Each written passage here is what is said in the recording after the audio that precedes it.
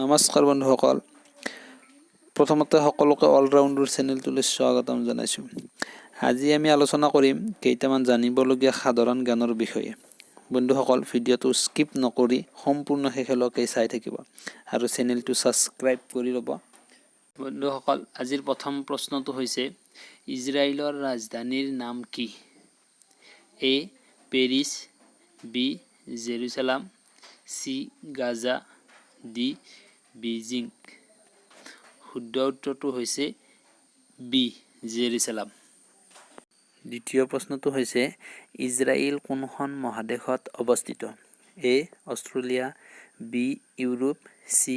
Asia, D. Africa. শুদ্ধ উত্তৰটো হৈছে চি.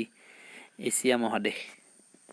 তৃতীয় প্ৰশ্নটো হৈছে ইজৰাইলৰ আটাইতকৈ দীঘল নদীটোৰ নাম কি?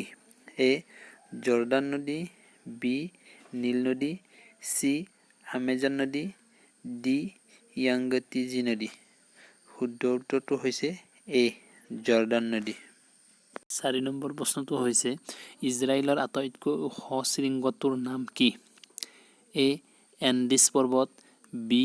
Mount Everest, C. Mount Hermon, D. Alps Mount. শুদ্ধ উত্তৰটো হৈছে চি. মাউণ্ট হেৰমান। 5 নম্বৰ প্ৰশ্নটো হৈছে ইজৰাইলৰ সংসদৰ নাম কি? এ. শিৰা, বি. নেছেট, চি. দৈমা, ডি. ডায়ট। শুদ্ধ উত্তৰটো হৈছে বি. নেছেট। বন্ধুসকল, চেনেলটো ছাবস্ক্ৰাইব কৰিবলৈ একেবাৰে নাপাহৰিব। অলৰাউণ্ডাৰ চেনেলটো ছাবস্ক্ৰাইব কৰি দিব।